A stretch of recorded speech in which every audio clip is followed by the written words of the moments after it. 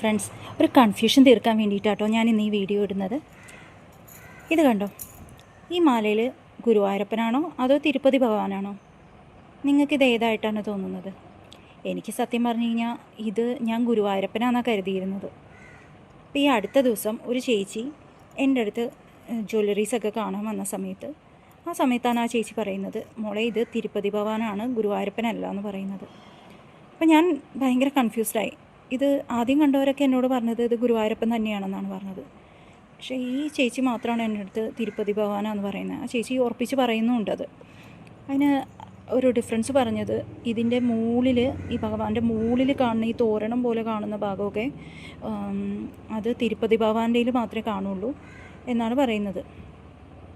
അതാണ് ഡിഫറൻസ് ആയിട്ട് പറഞ്ഞത്.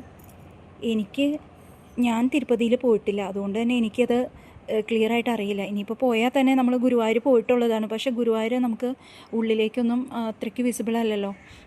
അതുകൊണ്ട് തന്നെ എനിക്ക് കറക്റ്റായിട്ട് അത് അറിയില്ല. അപ്പോൾ നിങ്ങൾക്ക് ആർക്കെങ്കിലും ഇത് ഗുരുവായൂരപ്പനാണോ അതോ തിരുപ്പതി ഭഗവാനാണോ എന്ന് തിരിച്ചറിയാമെങ്കിൽ, മനസ്സിലാവുന്നുണ്ടെങ്കിൽ തീർച്ചയായിട്ടും ഒന്ന് കമൻ്റ് ഇടാൻ മറക്കല്ലേ.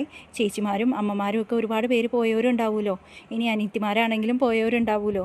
എന്തായാലും നിങ്ങൾ കമൻ്റ് ഇടാൻ മറക്കരുത് കേട്ടോ. എനിക്ക് ഇത് അറിയേണ്ടത് വളരെ അത്യാവശ്യമാണ്. ഞാനിതിപ്പോൾ ഗുരുവായൂരപ്പൻ എന്നുള്ള ഇതിലാണ് ഞാൻ വീഡിയോസൊക്കെ പോസ്റ്റ് ചെയ്തിരുന്നത്. അപ്പോൾ അറിയാവുന്നവർ തീർച്ചയായിട്ടും കമൻ്റ് ഇടണേ. Okay, by.